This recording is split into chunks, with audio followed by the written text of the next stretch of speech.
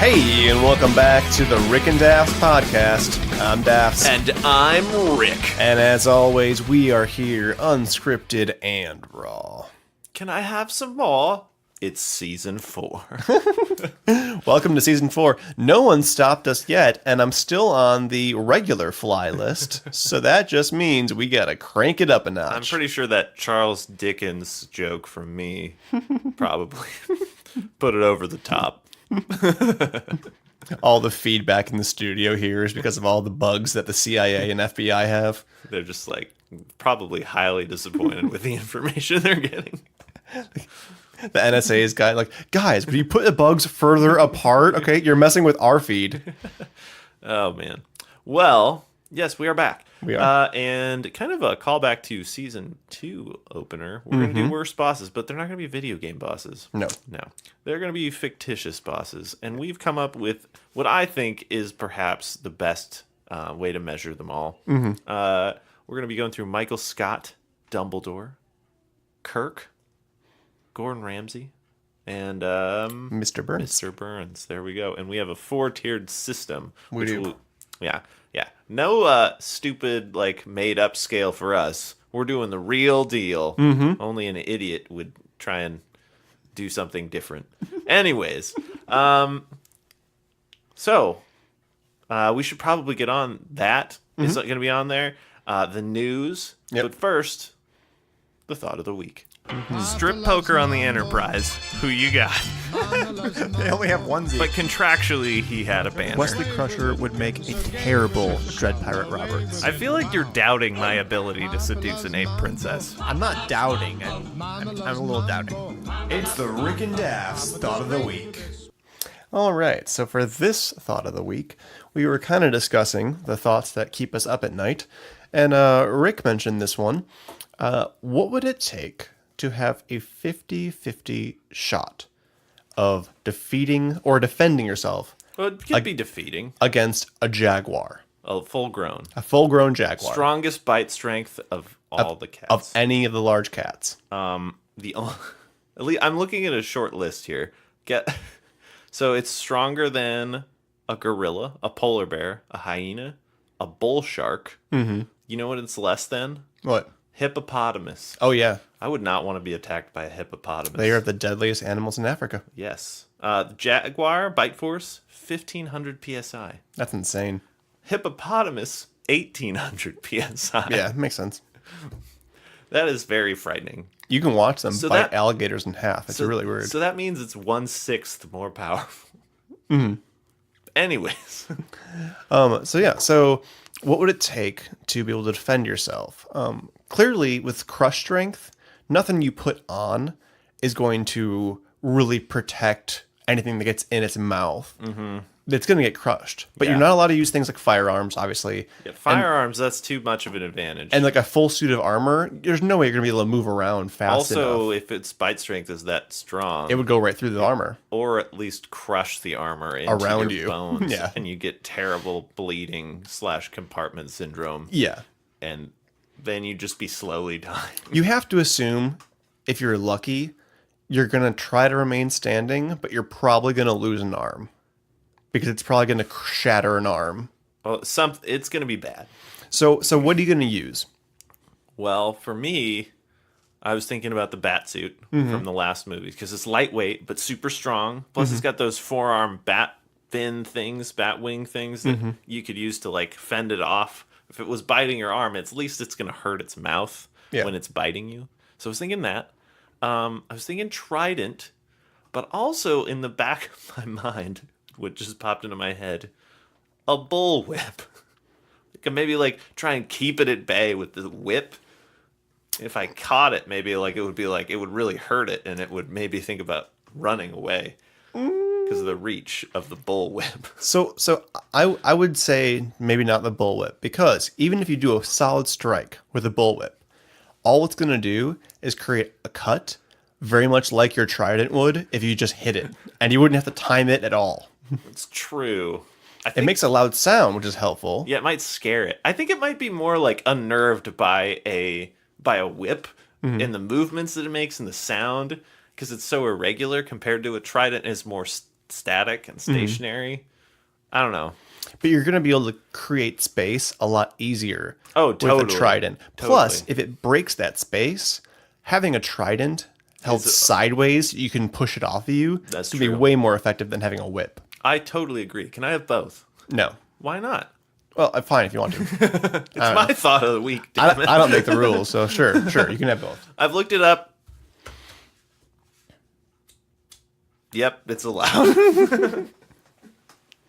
So I've got a trident and a bullwhip. Yep. The thing is that I might not be able to get the bullwhip drop the bullwhip and pick up the trident fast enough. Mm-hmm.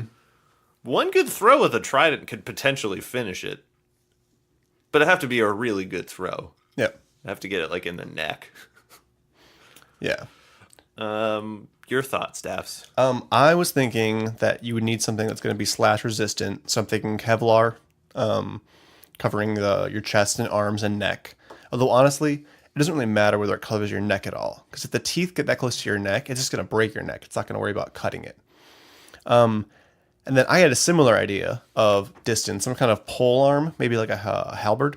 Good point on the end, nice blade on the side. You have to get a nicely made one, though, a heavy one. Like a real heavy-duty one, where the shaft won't just break. Oh, yeah, no. It's wooden shaft. You want flexibility in there, too. So not a reconstruction. Not a Victorian reconstruction. No. You want a real one. A real one. Yeah. But yeah, I think that would help keep it at bay. The Kevlar is going to help any slashing at your, innards. But if you got to stay standing, that's the key. With big cats, they say all the time when they handle big cats, even when it's like can I ask a question? Animals that are trained for do you use movies, the word innards a lot? All the time. Really? Yeah. That's awesome. Yep. No, innards. What's the matter? I have a stomach ache. Also, visceral. I use it all the time. Visceral wounds. For me, no, I use the word visceral as like a form of hatred. Oh. I viscerally hate that dress. I'll say to Molly. We talk about visceral pain a lot because it doesn't respond well to opiates. There you go. So it's one of my common vocabulary I use. But you don't say that you viscerally hate things? No. Try it out sometime. I think I will. I'll go for it. How about this? If you just, this is totally off topic and is lowering your odds to less than 50%. But, if you had to think of one of the most fun things to fight off a jaguar with, I was thinking, a guitar. Just smash a guitar over its head. Yeah. That would be kind of cool. It would be. And, honestly, guitar strings would make for a decent garrote. So you could choke. How did you kill the jaguar? I garroted it. And you're next if you don't watch out. Well, think about it. If you have to kill a jaguar, how are you going to do it? You're either going to have to stab the crap out of it, or you're going to have to choke it unconscious and kill it like that. Do you think that you could scare him off by popping a bunch of balloons? Maybe. You actually know what might be a really great defense? Bubble wrap? No, not even bubble wrap. If you're being attacked and you're like, hang on, just give me 3 seconds, and you just plug into those large inflatable tube men who flail in the wind, and you're next to garage sales or used car salesmen, just plug those in. Animals would be terrified of those things. It would be super weirded out. Yeah. While you're escaping as it's attacking the. You just gotta stand right next to them and also do the whole thing too, the same actions. Oh my gosh. There's 3 of them now. Right? And 2 of them are huge. I gotta get out of here. Yeah, that's almost more interesting. Yeah. To think what's the most absurd thing you could use to potentially defeat a jaguar. Yeah. But yeah, that's what I would use. I would use some kind of pole arm. Oh, I thought you were going to say giant inflatable and Kevlar. You figure you have to stay standing. Even with the animals they do movies with, trained big cats, they always say never, when they jump up against you to try to hug you and stuff, never fall to the ground. Because once they're on top of you, their animal instinct kind of kicks in and they're I could go for some innards. I could go for... Swipe. Oh, intestines. This cologne is very, very appealing. So you got to just, stay standing. So yeah, that's what I would honestly would use. I think that's good. Although now I'm going to be thinking about what's the most amusing thing I could use to defeat a jaguar with. Yeah. Do you think the bubble wrap, if you laid it out in front of you, would make it think it steps on something and it pops, or do you think it'd just be all about killing you? It wouldn't care. It'd be like, oh, okay. You never know. Like, it's weird stuff that gets in animals' heads. True story. There was a guy in Kenya who was attacked by a cheetah. He's a 70-year-old farmer, still out in the field farming, and a cheetah was really desperate, didn't have any food, and kind of was like, well, you could be food. I'll attack you. But he's like, I like that the cheetah is still like thinking strategically, like who's the weakest among us. Right. Like with all the young people, he's picked out the 70-year-old man. Well, so it goes up and he like drops the machete that he has, which that made no sense to me. He drops that, and then the cheetah like jumps at him and it bites onto his hand. So he wraps his arm around the neck of the cheetah and just pushes his hand further down its throat. What? And strangles it from the inside like that and kills the cheetah. Then has to walk like 3 miles back, bleeding arm, to go tell somebody about it. Oh my gosh. I'm like, you better bring the cheetah with, because no one's going to believe you otherwise. That's the most badass story Isn't I've it? ever. Isn't it? I don't need a knife. Like when you drop a machete, because you're like, no, Maybe I got he dropped this. it in fear. Maybe.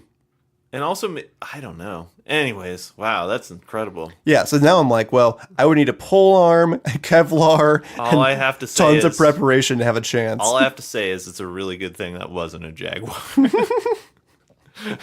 Cheetahs are smaller. Yeah, their bite strength is probably not as strong. That's true. That's true. Because his arm would have just been crushed. Yeah. Jaguar would have been like, oh, you're helping feed me. Okay, this is cool. Yeah, and just keeps eating him. I can do this in one bite. All right, so yeah, that's the thought of the week. Oh, that's a heavy thought of the week. Yep. Animal laden. And our news is also going to have a bit of animals in it, if I recall, too. Well, it's your news story, so... All right, well, we'll cue the music. Well, first off, Dafs, you might recognize this is a new news song. It is. Yes. We decided, it was getting stale. It's season 4. We gotta shift it up. So this is Two Time, which is a great song. It makes me happy. So, that being said, what is our news story today? There was a beauty contest in Saudi Arabia. Not a normal beauty contest, a beauty contest for camels. Yeah, I'm sure a lot of you have heard about this. It's been pretty big. It got huge news all of a sudden. Yeah. So they have beauty contests, like for show ponies and the Westminster Dog Show. Why wouldn't you have one for camels? It makes a lot more sense when you put it in that kind of setting.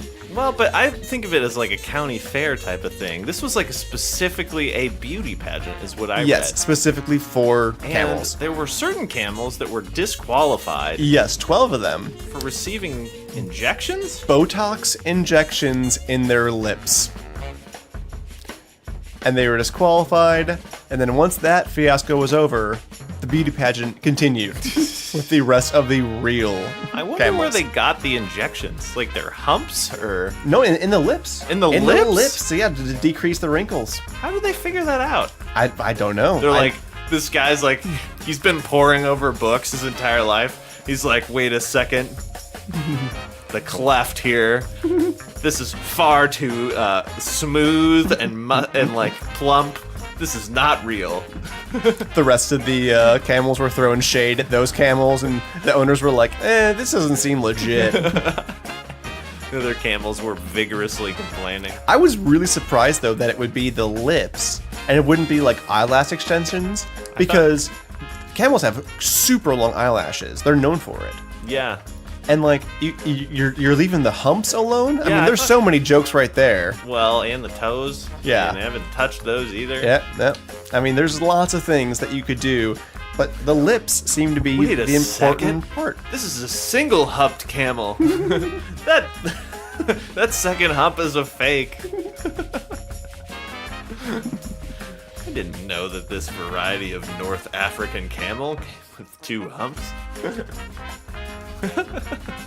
It's very strange. He touches it, it just explodes. Apparently, like, what I love about that is that as a society, it tells us as a human race, like, we will cheat at anything. At literally anything. At anything. Yeah. It's kind of like the stories that you hear about, like, people that play games with their kids and cheat to win. Mm-hmm. Like, congratulations, you've beaten a 5-year-old child. Mm-hmm. It's kind of like, yeah, I guess it just, my faith in humanity is restored. So yeah. So anyways, that's our news story. Bizarre things from around the world. It makes me happy that was the thing that probably ruined someone's day. They were like, gosh darn it, I got caught. Yeah, caught my camel Botox schemes. Do you wonder, though, if people who are in those beauty pageants, when they get caught, they're like, life's weird, isn't it? like this is the thing getting me down today. One day you're riding high on your oil-rich nation. Mm-hmm. Next day, you're busted for camel fraud. It's just funny. Life is funny sometimes. It'll be in somebody's memoirs. It'll just be that very small chapter. Oh man. What makes me happy is that that's from somewhere other than America, because basically all the ridiculous, stupid things that happen. Oh yeah. Almost always here. Like the lady who took the turkey on as her. Yes, she took the turkey onto a plane as her comfort companion. Yeah. For her anxiety, and they Seattle. were like, what the heck? You know, I actually read this is another news story in and of itself, that it was either Delta. I think it's Delta. It's like cracking down on majorly like that, like, because people are just saying that random animals are their comfort pets. Yeah. Because they just don't want to pay for a ticket. Well, I think part of it is that, one, you don't want to pay for a ticket. The other part is that when you look at Delta and their track record with taking care of animals that are below in steerage, it literally is like the Titanic. No one cares about those in steerage. Because there have been dogs who have frozen to death down there. There's been animals where the crates have been crushed and the animals have gotten out and been terrified. Like, they don't do a great job with them. Well, the animals, when they got out, might have been terrified. They saw the caskets, because on every flight you're on, there's almost always a casket on it. Yeah. Just FYI, people. Yeah. Which, honestly, I would much rather fly in a casket, laying down. Just put a TV screen in there. I love that. This is why cryo-freezing transport is the best. Literally, we don't even need to freeze me. Just, like, give me a catheter and a freaking TV, and I am golden for like a 6-hour flight or less. Why do you need a catheter? I gotta pee a lot in planes. Oh. That's why I always choose aisle seat. Yeah, same. Yeah. Stacey's like, oh, window. And I'm like, I'm gonna be up like 3 times, guaranteed. I just don't like being like in the corner over there. Just like I feel like boxed in. Yeah. Yep. All right. Well, that is the news. Indeed. Well done, Dafs. Great news story. Thank you. Only had to steal it from all of society. Every other source. Usually we are like kind of fringe news. We typically are. And when we first found this one, it was fringe news. True. And then Colbert took it on, and then SNL took it on. And so now we're late to the game. I know. In this 24-hour news cycle world. We are the news hipsters. We knew it before it was cool. But we didn't say anything, so we don't get any credit. Dang it. Well, or you could just say that season 4 is the season we sell out. There you go. Brought to you by Pringles. Selling out never tasted so good.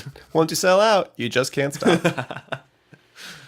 Man, now I really want some Pringles. Anyways, moving on to World's Worst Bosses. Yep. Now, obviously, Dafs, these aren't really the world's worst bosses. No. Because they... not real, most of them. Mm-hmm. But they are comical and amusing. Yes. So we have Mr. Burns, Gordon Ramsay, Captain Kirk, Dumbledore, and Michael Scott from The Office. That's a great crop. It is a great crop. It's a variety. And what are we going to rank them on? Well, this is actually a very systematic and well thought out grading scale we are doing, Dafs. For the first time ever, we're introducing our I guess we'd call it the worst of scale or something.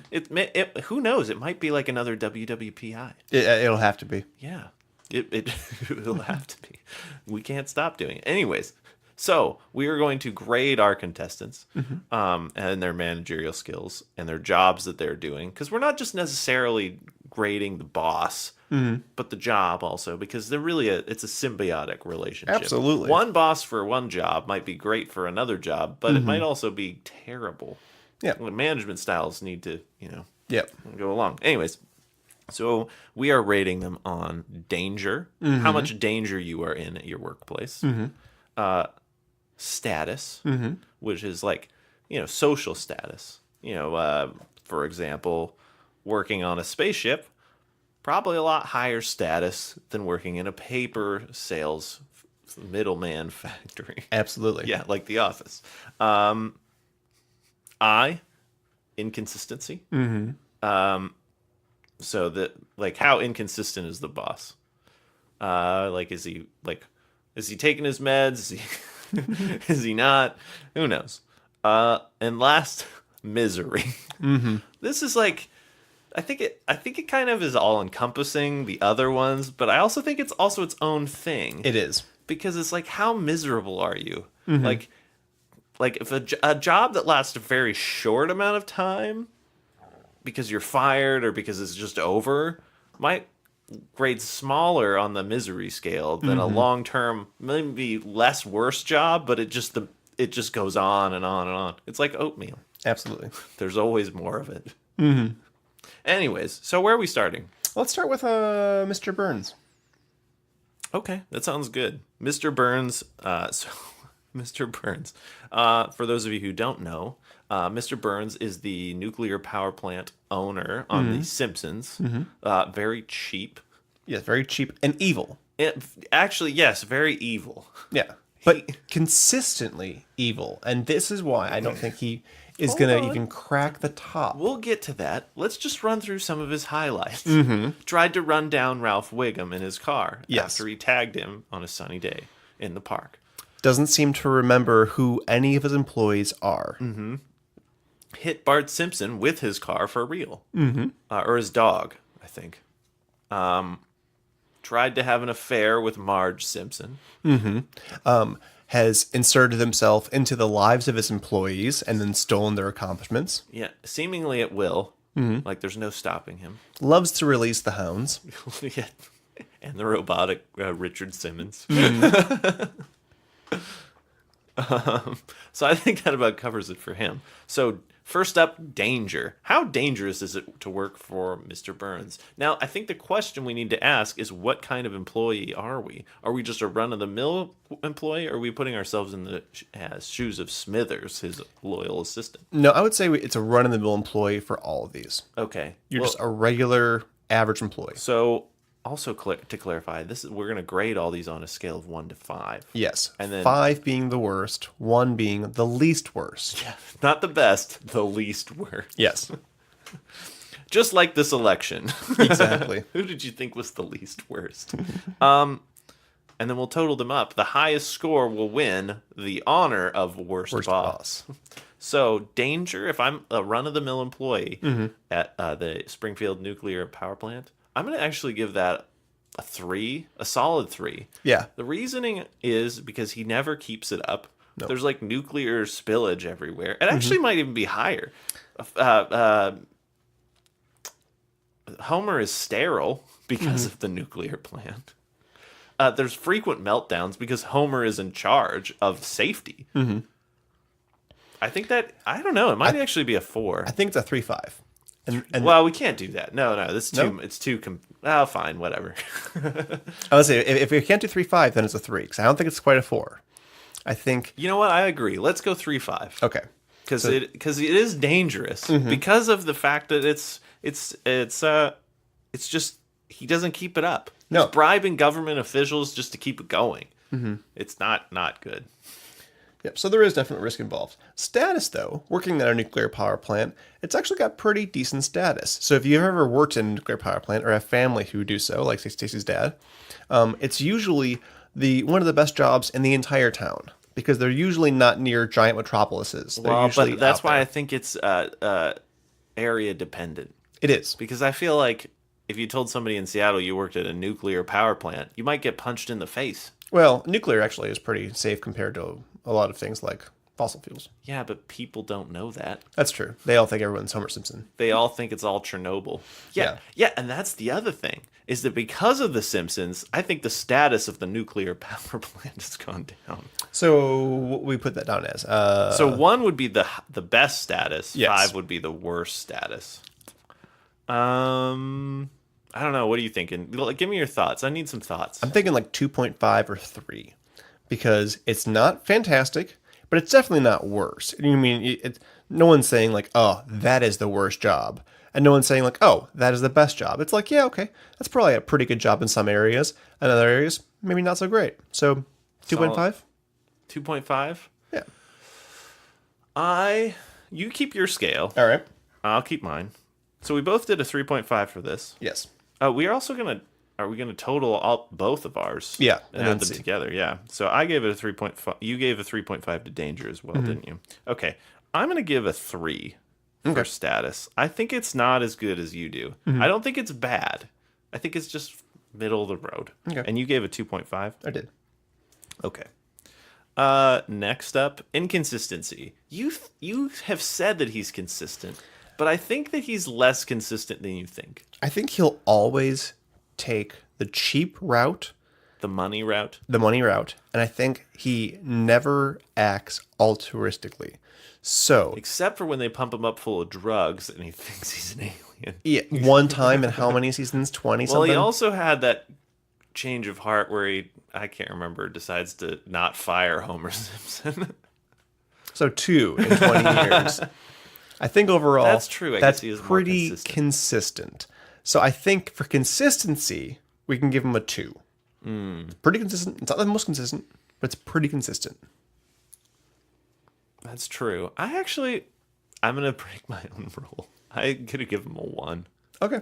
Because I think he is consistent. You're right. He's consistently evil. If I am going into a situation with Mr. Burns where I'm going to ask him for a raise, I know I'm going to be rejected and or drop down that giant hole he has in his office. Yeah. And or be attacked by the hounds. Yeah. You're very rarely surprised. I think you're right. I think a 1, actually.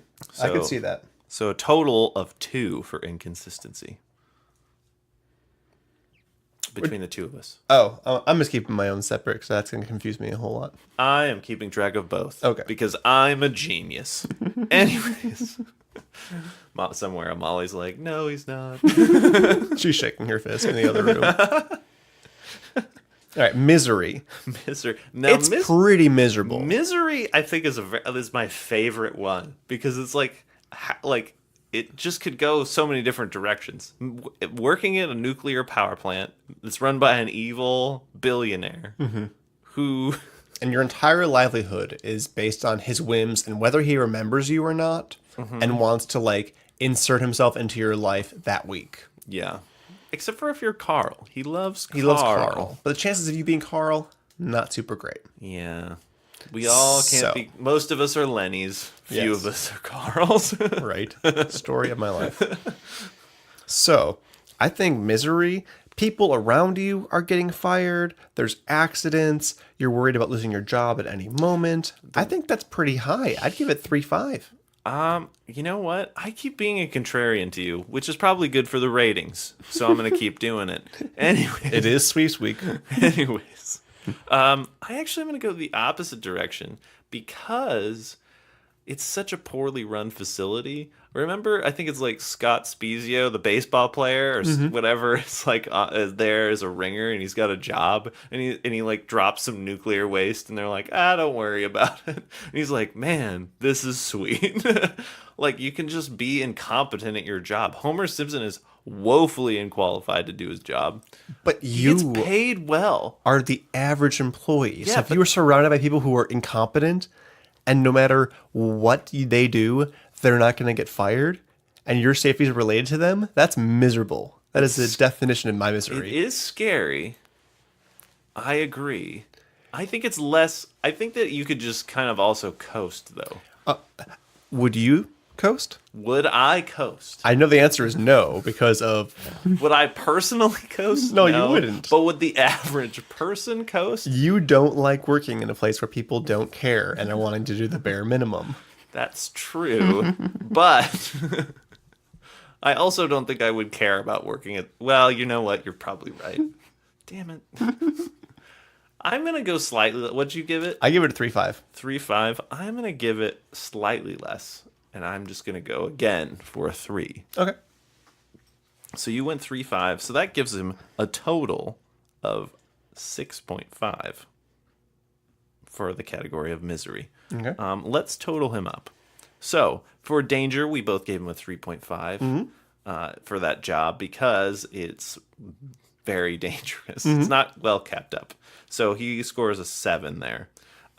He scored a 5.5 on status. 2.5 from me. Yeah, and a 3 from me. Inconsistency. Only got a 2. Only got a 2. Yeah. That's pretty good marks. It is. And misery 6.5. So we'll have to calculate that up. Because neither one of us can do addition. Yeah, in our it's too hard. Moving on. Who else do we have? You want to go with Gordon Ramsay? Yes, I do. And I hate Gordon Ramsay. He's your least so favorite. much. You viscerally hate him. I do viscerally hate him. Yeah. So here's the thing. Didn't that feel good? It did. Gordon Ramsay, as you know, is the main chef of Hell's Kitchen. He screams, he yells, he belittles.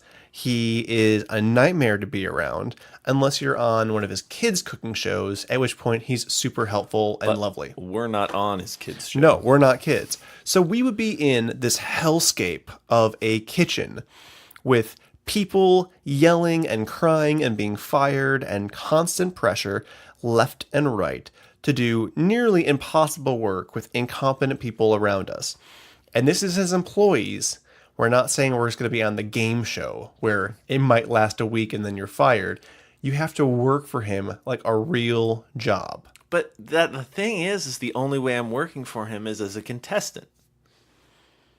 Well, okay, but that doesn't work because would you be in a nuclear power plant unless you were actually a nuclear power plant person? Well, but the persona he does is as Gordon Ramsay, owner, proprietor of Hell's Kitchen with his people, like as contestants. I think part of what actually, I think that you are overestimating the misery of or maybe you're underestimating, you're thinking it wouldn't be so bad, but you're still stuck living with people. You're getting screamed at on the daily. You're getting punished all the time if you're still there. Okay. So if we can go a little backwards on this one, misery, I'm giving him a 5. Wait, no. You're skipping way ahead. Well, we're talking about misery right now. No. Hold on. We gotta go in order, or else I'll get confused. All right, folks at home, you know what I'm going to give him, though. Sure. So danger in the kitchen. This is why I like the scale, because certain people will score better in certain areas than others. How much danger is there in his kitchen? Not much. I think the danger you're in is minimal. And it's probably self-inflicted. If you hurt yourself, it's because you cut yourself or you burned yourself. Yeah, it's very unlikely someone's going to accidentally burn you or drop a knife on you if you're doing your job. Yeah. So I'm going to give... As mean as he is, he won't stab you or throw a hot marinara on you. No. So I'd give him a 1. For danger? Yeah. There are some knives, though. Yeah, but overall... And of all the episodes, have you heard of anybody actually getting injured? I think somebody's gotten burned before, but I don't know if they've it's never been super their terrible. Own incompetence. If something happened, you're okay. Fine, 1. So he gets a total of 2 for danger. That's correct. Okay. Status. Being on the show is actually high status. Most of America hates half of the people on there. That's true. Because you either like or hate them. They find out a lot. But if you go up to somebody and you're like, hey, I'm a contestant on Hell's Kitchen, I mean, that's kind of cool. People are at least they think you're a good chef, probably, if you get onto the show. Yeah, okay. I'd give it a 2. Really? Yeah. Give it a higher score than that. Well, that's why we're keeping track for both. I'm going to give it... So you're giving a 2. Jeez. What do I think I'm going to go 4.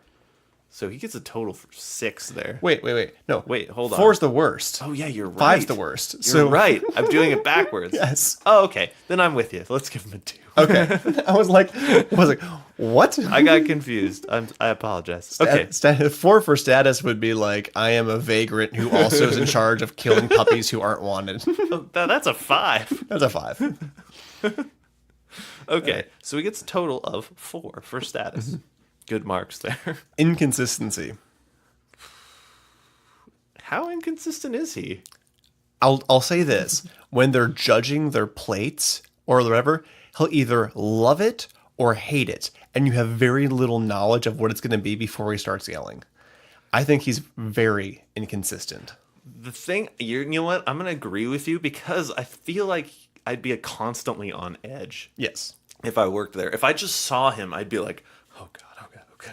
Because you have no idea what he's going to be doing. You don't know how he's going to freak out that particular day. And they're constantly changing the rules all the time. Mm-hmm. Yeah. You know what? You're right. Because he just and he also be like, you, give me your jacket. You're on the blue team now. And you're like, what? Exactly. He'll just switch it up. You know what? You're right. I'm giving him horrible inconsistency marks. I'm going to put him, what'd you give him? I'm thinking about a 4. He's not the worst in the world. But he's pretty bad. Yeah, I'm going to give him a 4 too. So total of 8. Not good marks there. No.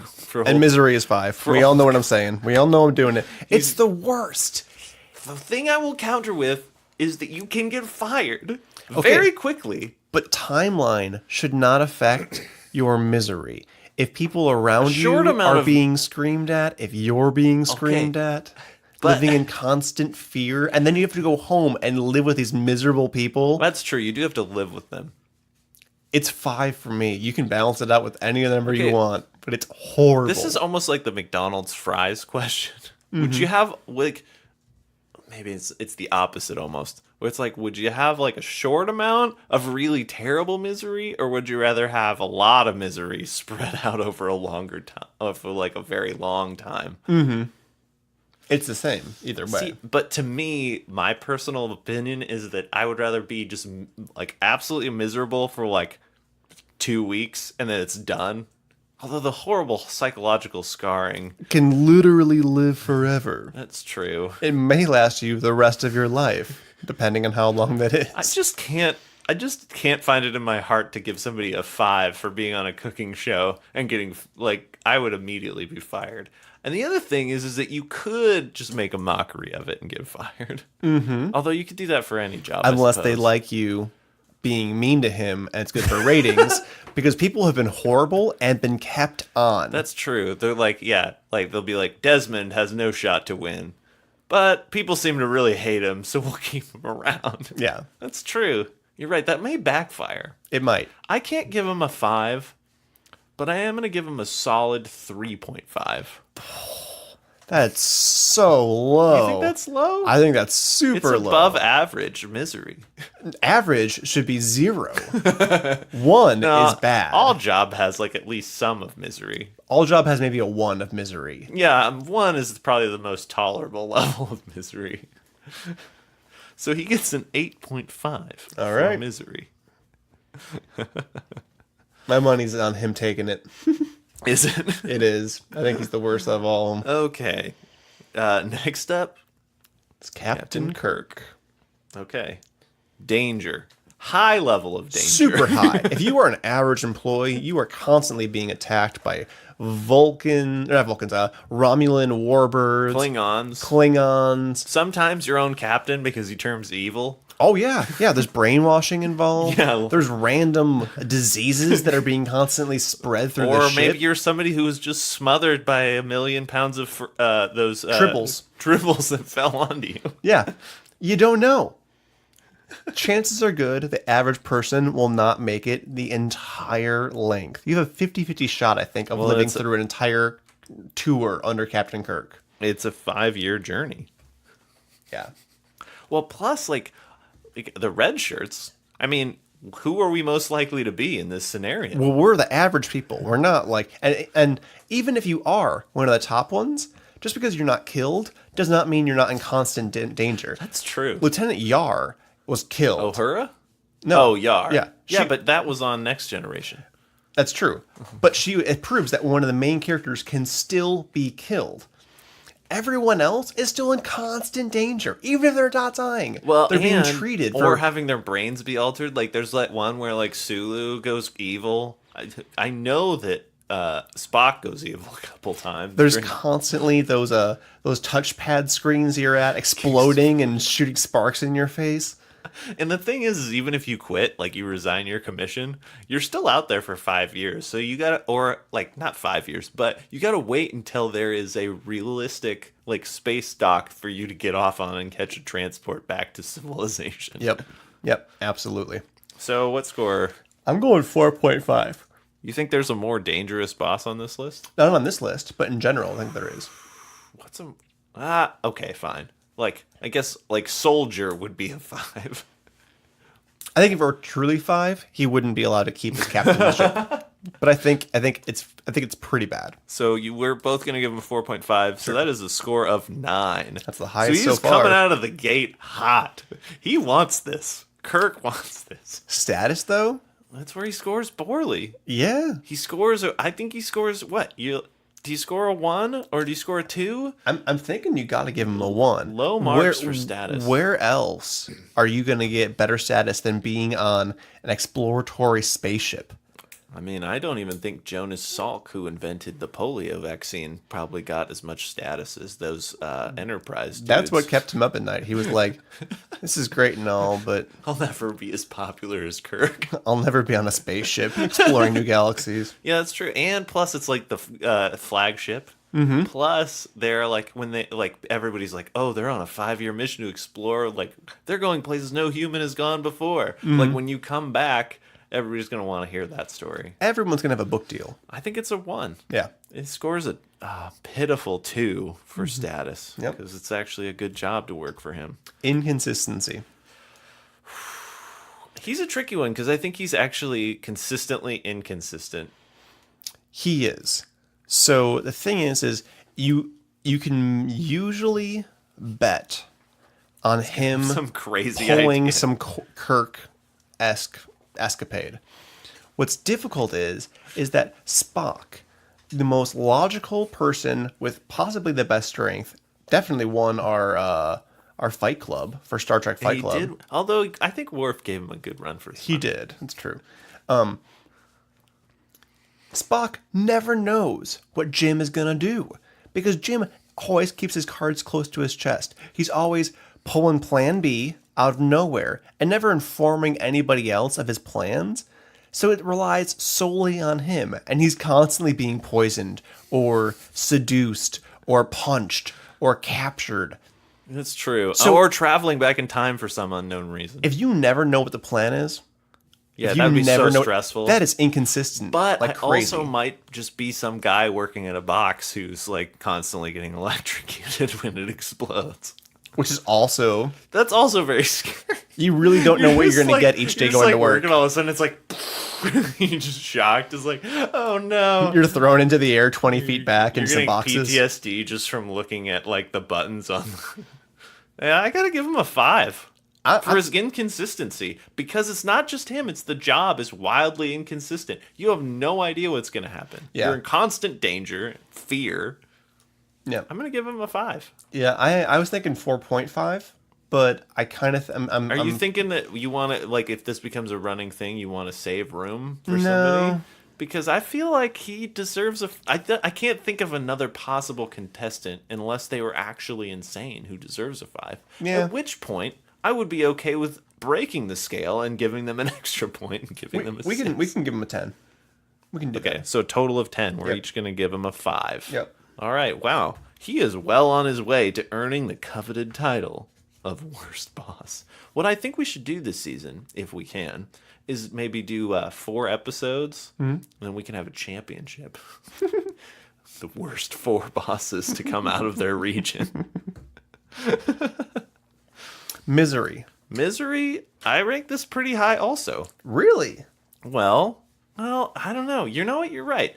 Well, here's the cons. Start with that. or the cons. I was hoping we would do that at some point. Well posted. There's this. This was your idea. So as for the cons, one, my job and my boss are wildly inconsistent. It's dangerous. He's essentially treating the whole galaxy as his own sex tour. That's kind of miserable. Even if I quit, there's no guarantee that I'll be able to get off the ship anytime soon. Those are all pretty high. True. Pros, you're going places no one else has gone. You're constantly meeting new aliens and races and trying new foods and learning about new cultures. 3, it's essentially like a constant field trip. A dangerous one, yes. But you're having more fun than probably anyone in the history of Earth has ever had. There's as many pros as there are cons. So it's a 3. I would say 3. We agree again. I agree. Because I think that I think the reason why I think it's a true 3 is because it depends on your mindset. Well, I'm getting electrocuted and my boss is a moron. But I did need to travel back in time and shoot Hitler. So, I mean, I guess it evens out in the wash. Okay, so he gets a 6. Whew. He might be winning right now. He has a total of 27. That's pretty high. That is actually our highest score right now. Is it? Right now, yes. Oh. I'll do the big reveal later. I probably should not have revealed that because it's breaking the tension. That's fine. Because people can't do math in their heads. I know I can't. Anyways, All next, my personal favorite, and I think a dark horse, a wild card to win the entire region, Dumbledore. Yeah. Now, I think a lot of people would say he's a good boss. Well, let's dive in and see. Now, as an employee, are you considering yourself a student or a teacher, or is it both? I think teacher because I don't think a student isn't employed there. The teachers are. Well, but it kind of is. It's like you're paying it for a job to learn. I'm just gonna say I'm a teacher. Okay. There are lots of teachers. I'll be just random, androgynous, innocuous side character teacher. Okay. Professor Flitwick. Anyways, danger. Surprisingly high. Incredibly high. Incredibly. There's dark sources coming in, trying to murder you. Sometimes in the school. Basilisks that are on there, petrifying random people. And they say don't go into the Forbidden Forest for a reason. It's forbidden because you'll get murdered. You literally cannot go outside and have a picnic under a tree because a whomping willow will crush you to death if you get too close. What kind of school is this? How has it not been shut down? You can't go for a swim in the lake because the giant squid might eat you. You never know.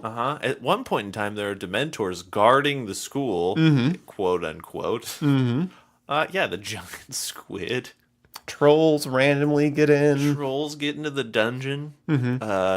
Not to mention just the actual being in the classroom. Students die.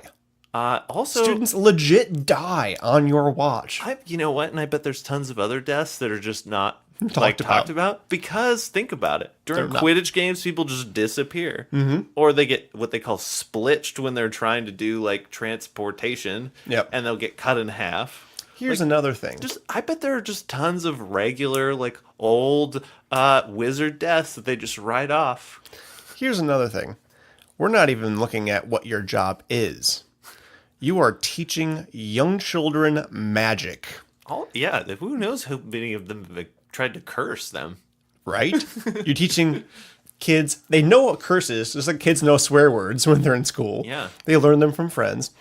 And then also, you're teaching a room full of young teens who are distracted by each other's weird growing bodies how to levitate things, including other students and you, into the air. And they're like Wingardium Leviosa, not even paying attention to what they're pointing at. You could have a desk fall on you. I mean, you're in potions class? Are you kidding me? There's explosions going on. Also, that one kid loses his eyebrows. Also, from what I can tell, there is no regulatory body like really overseeing anything. There's no security. No. You're just kind of left to your own devices. I got to go 5. Here's the one counter to that, and I really want you to take this to heart. If you're even just the average teacher, it usually means that you have some skill. Like you are one of the better wizards, hopefully. At least that's the way it seems for the most part, with a few exceptions. Does that mean the danger to you is lessened? Like, does that mitigate some of that inherent danger? Because, like, you're a full-grown wizard. So you can, like, ward off, like, whatever, and... I don't think so. Because it's not about whether you die or not. And it's not about whether you're injured or not. It's about what is the chances of being injured. And how dangerous is the workplace in general. And I don't think there's even a better one in the universe than Hogwarts.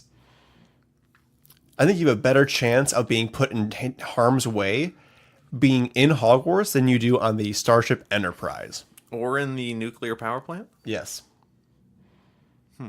Not a year went by when Harry was there that something didn't attack the place you work. The building or the grounds. That's a bad run. That's a horrible. That's 5 for 5 or whatever. 6 for 6.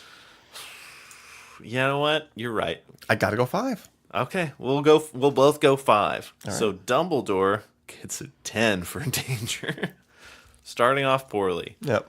However, I think he'll claw some points back down. Especially in status. Being a teacher at Hogwarts seems to be a pretty good gig, is from what I'm understanding. It is pretty big. Because people think that Dumbledore is pretty cool. Yeah, and also, even if you don't like Dumbledore, just being a teacher there is seen as pretty cool. Yeah, and remember, this isn't about money. No. Because I'm not sure how much they all get paid. I'm not sure money. It seems like it's a big deal.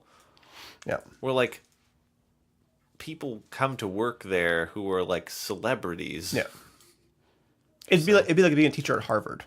Yeah. Incredible status. Well, hold on. Going back to danger, just to solidify our position, he brings in the Gilderoy Lockhart guy, who's an incompetent, bumbling fool. And is also a con man, like very dangerous person. He brings in Trelawney, who he's protecting, but still not a good teacher. No. Who knows what she may be doing? One of them ended up having Voldemort inhabit the backside of his body. Exactly. Somehow that made it past the filters.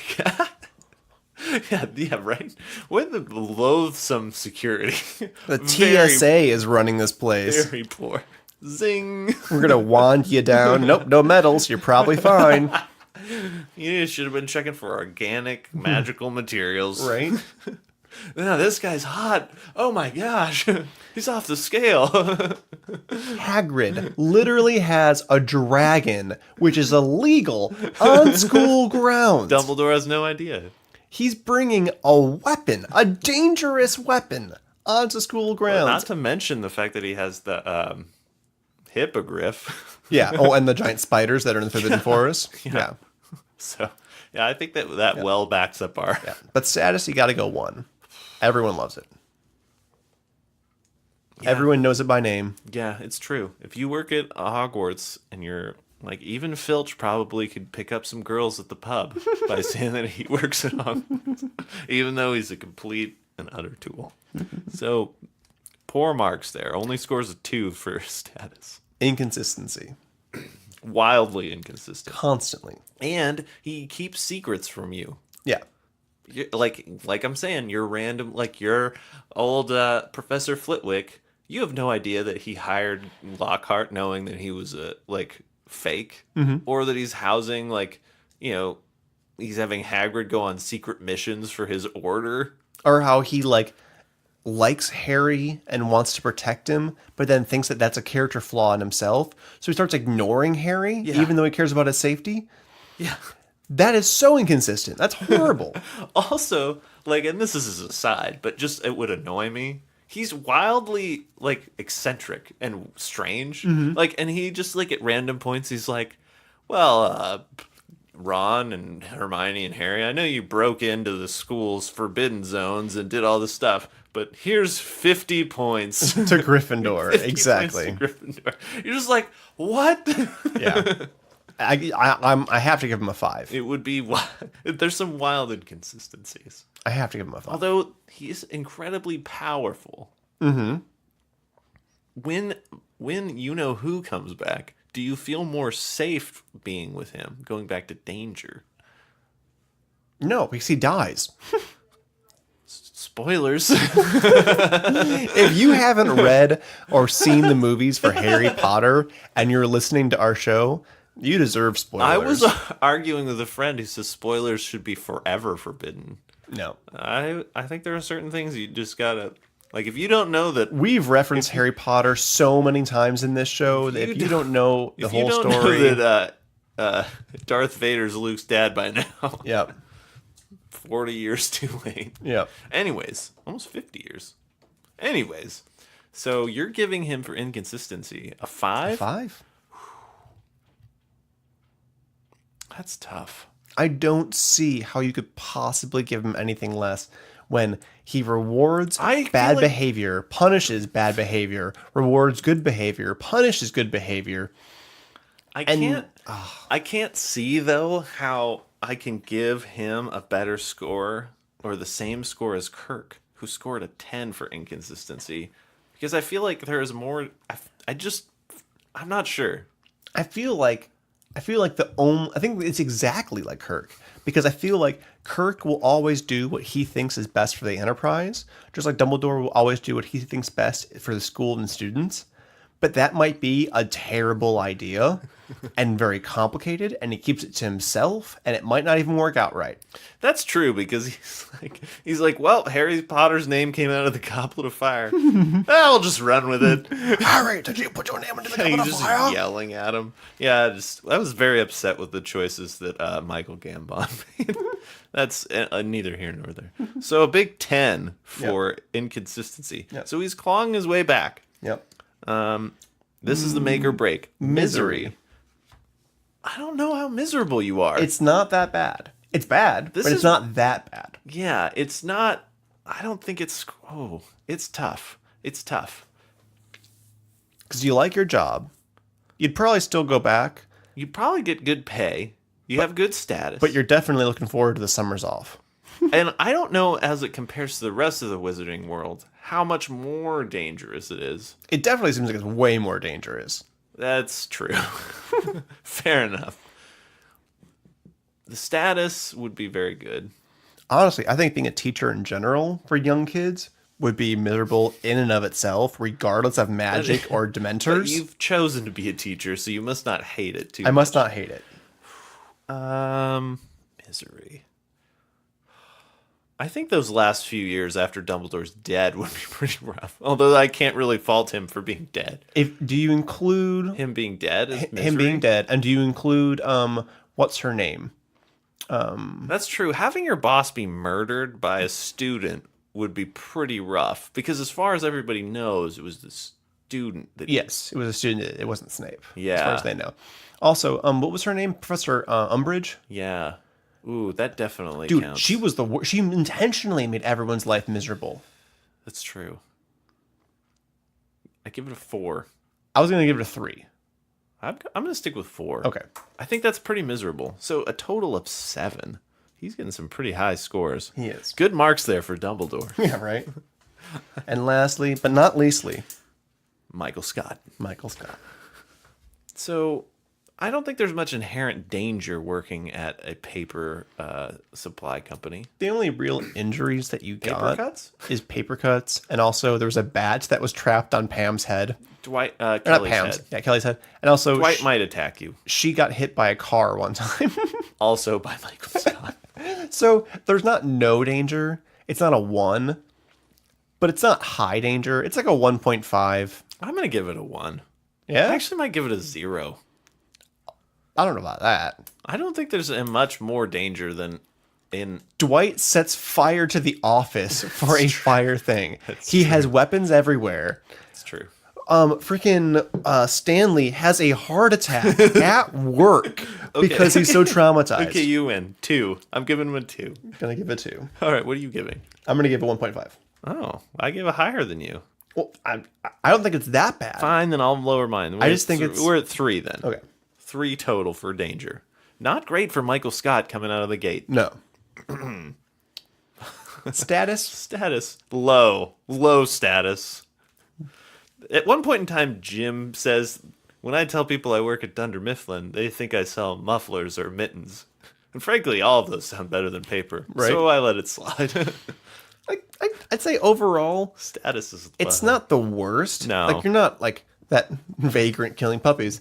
But, I mean, 3? People are like, oh, I wouldn't want that job. But it's not awful. Yeah, I don't think it's great. I don't think It's definitely the worst one on the list. Working Yeah. at a power plant is more prestigious Yeah, than a paper salesman. that's true. You're not a chef. You're not in space. You're not teaching dark arts just- to kids. Kind of low level status. 3.5, which I think is fair. I think it's pretty bad. It's not the worst, but it's definitely the worst on this list. Yeah, it's definitely the worst on the list. So Okay. 3.5, and you're giving it 3.5. I'll give a 3.5 too. All right, so 7 altogether. 7 total. Inconsistency. He is all over the map. Is he? I Yeah. think he's crazy, but I think he's usually crazy. Mm-hmm. I actually think that he is consistently crazy. He is. He is.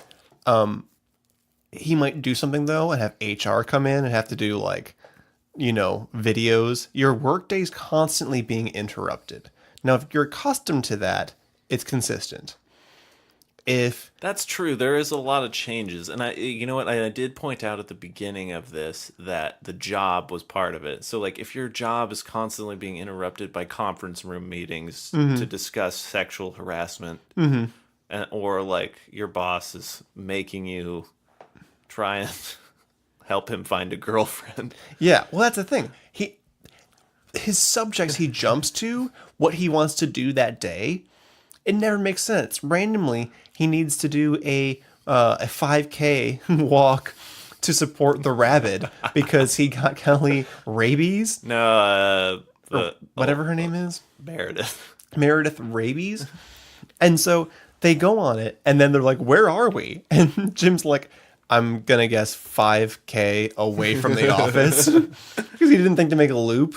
Like, he's constantly inconsistent. Yeah, that's fair. I'm not going to give him as high as Dumbledore, though. No, God, no. Nowhere near as high as Dumbledore. I'm thinking 3.5. I'm going to go 4. All right. Because I think it's fairly I think it's consistently inconsistent. And I can't fault him for the fact that his inconsistencies cause less danger to me than Dumbledore and Kirk. But I still think there's a lot of danger to me. Yeah. So you're giving 3.5. I'm giving 4 for a total in inconsistency of 7.5.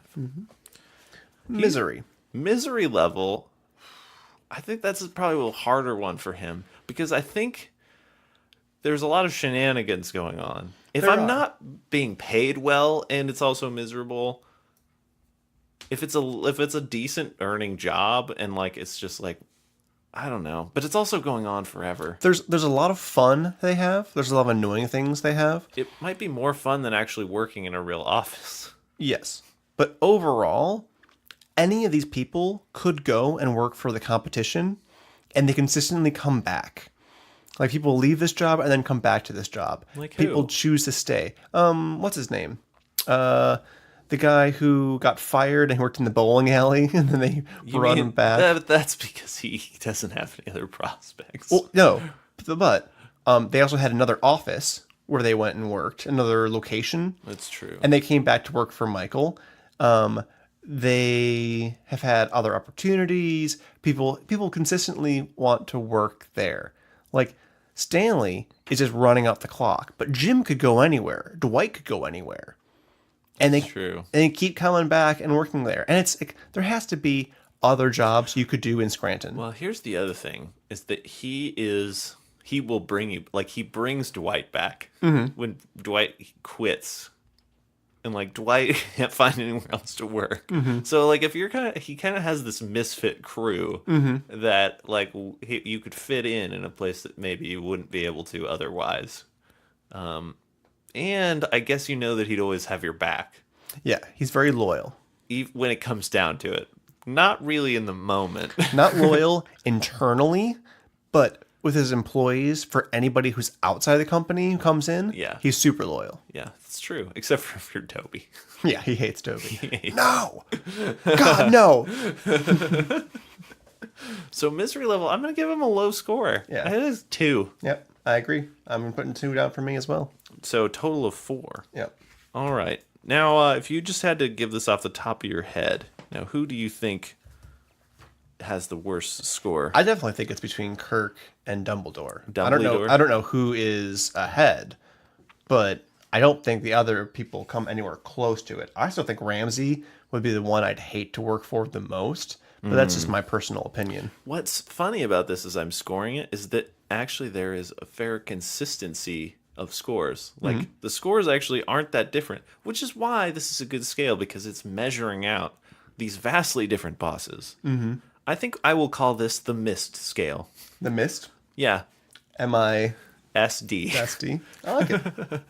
Misery, inconsistency, status, danger scale, or M.I.S.D. So, coming in dead last, out of all of these, he is the best boss to have.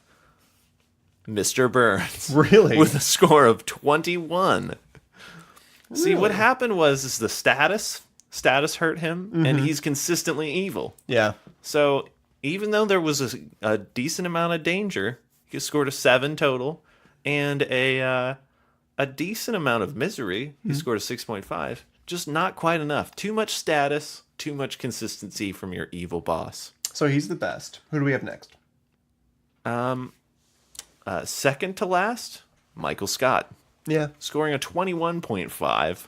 Barely eclipsing Mr. Burns for second best boss. He could have had it. He was close. Coming in third, Gordon Ramsay, 22.5. Status was what hurt him, and danger. Well, not dangerous enough. Gordon, you gotta step it up. How could he make it more dangerous?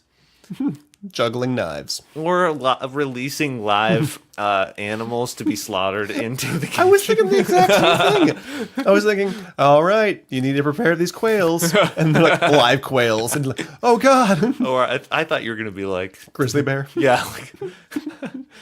Like, ostrich eggs are on the menu. The ostriches are over there. Go procure their eggs.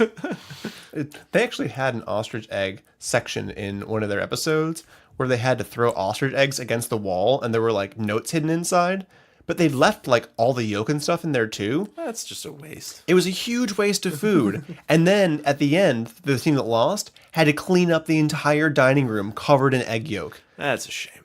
That's why I hate him the most. It's a waste of food. Just there should maybe we'll add something to it where it's just like gut visceral hatred. Anyways. So he scored 22.5, just not dangerous enough, too good a status. Now, the runner-up, just barely eclipsed by our winner, Kirk. Which means that Dumbledore is the worst boss you could have. But let's share this real quick before we wrap things up. I know this is getting to a long episode. That's wildly long. Dumbledore is the worst, but on this list, who would you most want to work for and least want to work for? So hold on. Let me finish by telling you the scores. Okay. Kirk scored a 27. Oh, okay. Very good danger. 27 out of a possible 40. I don't know what we're going to have to do. We got to find it. We got to go on a quest to find the person who's going to score the best on this scale. Scored high in danger, low in status, though, because it was too good of a status job. Inconsistency, he scored perfect 10. Misery, only a 3, though, because the job still interesting. And Dumbledore scored at 29. Wow. It's because the misery factor was high enough. Status was good. He scored 2 also, same as Kirk. But the misery was just too high, and the danger was too high. So what were you asking me?